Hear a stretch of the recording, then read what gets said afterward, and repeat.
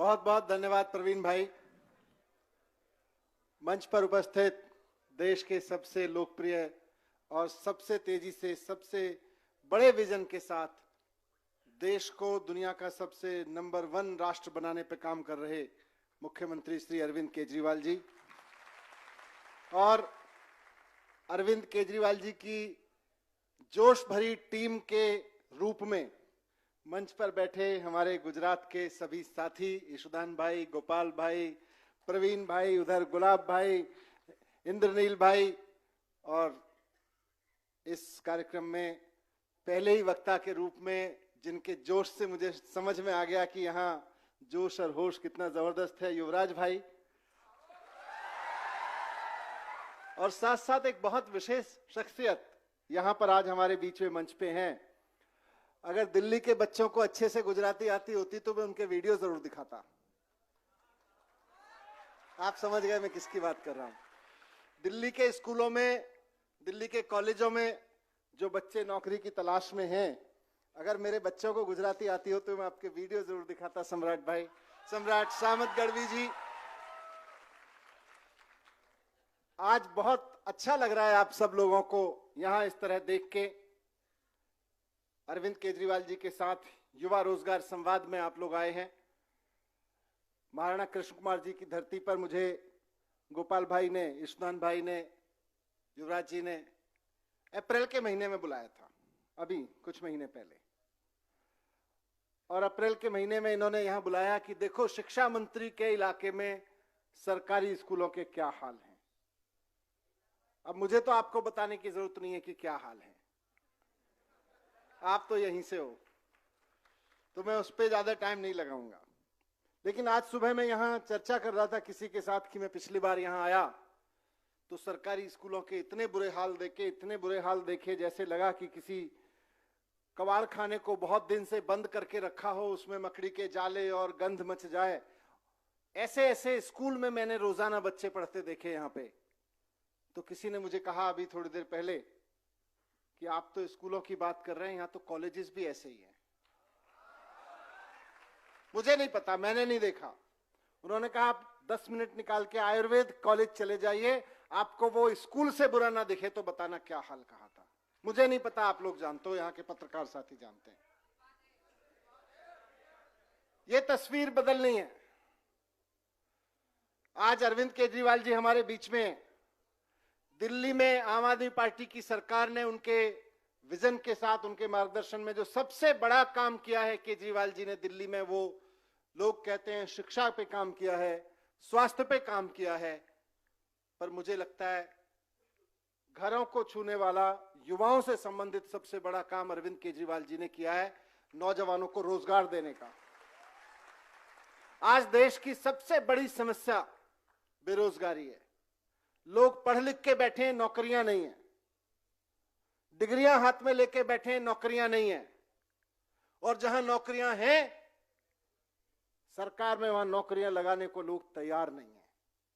अभी आपके सभी वक्ताओं को मैं सुन रहा था और आपका दर्द किस तरह से छलक के आ रहा था उसमें कि जब भी कोई वक्ता बोलता था पेपर लीक हो जाता है, पेपर फूट जाता है, आपकी तरफ से जो उसका गुस्सा निकल के आ रहा था उससे पता चल रहा है कि नौकरियां तो हैं गुजरात में, लेकिन देने वाले नहीं है।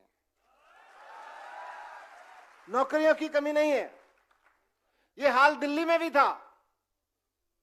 2015 में जब सरकार में मुख्यमंत्री बने अरविंद केजरीवाल जी, तो हमने जाके देखा रिकॉर्ड में 2007-8 से वैकेंसियां पड़ी हुई थी। वहां पे जो DSSB बोलते हैं उसको, दिल्ली में नौकरी लेने वाला, परीक्षा लेने वाला जो बोर्ड है, DSSB के पास में पड़ी हुई हैं वैकेंसियां, लाखों वैकेंसियां पड़ी हुई हैं, कोई सुनने वाला नहीं है। मैंने एक मीटिंग ली थी सरकार बनने के बाद। मैंने उनसे पूछा भाई क्या स्पीड है, कितनी नौकरी कितने दिन में दोगे? तो उन्होंने मुझे कुछ डेटा दिया, जैसा सरकारी दफ्तरों में आमतौर पर प्रेजेंटेशन करते हैं।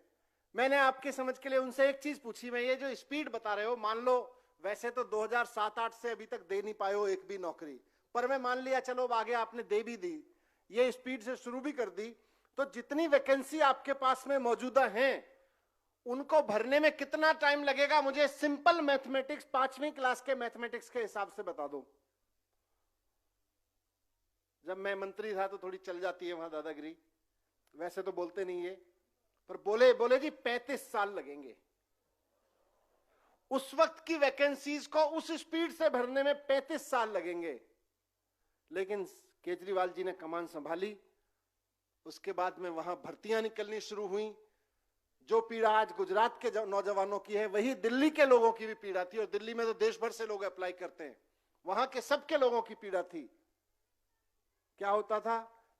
भर्ती निकाली, पेपर लीक हो गया, भर्ती निकाली, पेपर लीक हो गया, भर्ती निकाली, बेचारे ने तैयारी की, लड़के लड़कियां सब तैयारी करते हैं, घर में बता के रखते हैं कोचिंग शानदार चल रही है, तैयारी शानदार चल रही है, 24 घंटे पढ़ाई कर रहे हूं, अब की बार तो लगी जाऊंगा, आप चिंता मत करो।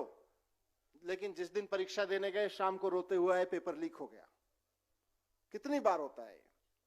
आप संयोग देखिए कि दिल्ली में जिस दिन हमने शपथ ली सरकार में, उस दिन भी एक परीक्षा हो रही थी और उस दिन भी पेपर लीक हुआ, लेकिन वो आखिरी पेपर लीक था, उसके बाद पेपर लीक नहीं हुआ।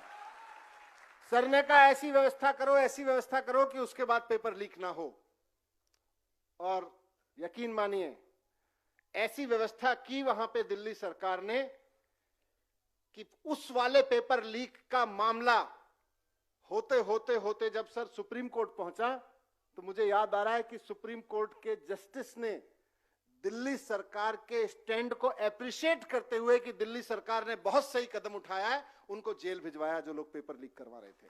उस दिन के पेपर लीक वाले, सारा रैकेट खत्म किया पेपर लीक का वहां पे। और आज अरविंद केजरीवाल जी के नेतृत्व में दिल्ली में 2 लाख सरकारी नौकरियां दी जा चुकी हैं। 2 लाख सरकारी नौकरी दी जा चुकी हैं, और साथ साथ 10 लाख प्राइवेट सेक्टर में नौकरी दी जा चुकी है सरकार के इनिशिएटिव से। वैसे तो प्राइवेट सेक्टर में बहुत निकलती रहती हैं नौकरियां, लेकिन सरकार के इनिशिएटिव से, सरकार की पहल से सर ने एक पोर्टल बनवाया और उस पे नौकरी देने वाले और नौकरी लेने वाले दोनों को लाके खड़ा किया, और बहुत क्रेडिबल तरीके से खड़ा किया। तो आज वहां पे नौकरियां ही नौकरियां हैं, दिल्ली के नौजवानों को खूब नौकरियां मिल रही हैं। मैं उम्मीद करता हूं कि गुजरात में भी आज गुजरात के युवा की सबसे बड़ी जरूरत है, और पिछले आधा पौना घंटे से मैं जो देख रहा हूं इस जोश को, इस उम्मीद को यहाँ पे आपकी आंखों में, आपकी आवाज में, कि नौकरियों की सबसे ज्यादा जरूरत है। नौकरियां हैं, सरकार में भी हैं, प्राइवेट में भी हैं। नौकरियां देने वाले प्राइवेट में तो दे रहे हैं, लेकिन सरकार में उस पर कुंडली मार के बैठे हुए हैं, रैकेट चला रहे हैं, या तो डिसीजन नहीं ले रहे नौकरी देने का, और अगर डिसीजन भी ले रहे हैं तो उनसे दी नहीं जा रही, उनसे फेल हो जा रहे हैं, उनके रैकेट ज्यादा बड़े हो जा रहे हैं पेपर लीक वाले, उनकी सरकार की व्यवस्थाएं खत्म हो जा रही हैं। आपको मैं इतना ही कहूंगा कि मेहनत करिए, जितनी मेहनत आप परीक्षा पे कर रहे हैं उतनी ही मेहनत वैसे लोग लाने पे करिए जो यहां बैठे हैं, जिनमें से हो सकता है कुछ यहां बैठे होंगे जो इस परंपरा को खत्म करें कि अब गुजरात में पेपर लीक नहीं होगा, जो इस परंपरा को खत्म करें कि अब नौकरियां पे कुंडली मार के कोई सरकार नहीं बैठेगी, तुरंत वैकेंसी निकालेगी और तुरंत भर्तियां चालू करेगी। वैसी व्यवस्था के लिए आप काम करें। मैं बस आखिर में आपको यही कहना चाहता हूं कि आपका जोश पिछले पौना घंटा से 1 घंटा से मैं देख रहा हूं, और मुझको ये भी समझ में आ रहा है, मैं पिछली बार जब अप्रैल में आया था इधर तब भी जोश था, लेकिन अब कई 100 गुना, कई 1000 गुना जोश बढ़ चुका है आप लोगों का। मुझको ये भी समझ में आ रहा है कि आपका जो जोश बढ़ रहा है ना, ये आपका ये जो बढ़ता हुआ जोश है, तेजी से बढ़ता हुआ जोश है, यही दिल्ली में मेरे ऊपर धीरे धीरे सीबीआई का शिकंजा कसवा रहा है। ये जो आपके अंदर का गुस्सा है, जो यहां आप इस बार वोट पे निकालने वाले हो, ये जो जोश भर के आप बैठे हो यहां पे, इसी जोश की वजह से दिल्ली में केंद्र में बैठी हुई सरकार को लग रहा है इस जोश को रोकने के लिए थोड़ा सा शिकंजा और टाइट करो, और टाइट करो, और टाइट करो। लेकिन मैं दिल्ली से आपके बीच सिर्फ ये कहने आया हूं, मेरी गर्दन की चिंता मत करना, मेरी गर्दन ईमानदारी की गर्दन है। ये सीबीआई के किसी शिकंजे में नहीं फंसने वाली है, ये मेरी जिम्मेदारी है। इस जोश को बनाए रखो, ये आपकी जिम्मेदारी है। बहुत बहुत धन्यवाद, बहुत बहुत नमस्कार। भारत माता की इंकलाब, वंदे। बहुत बहुत धन्यवाद।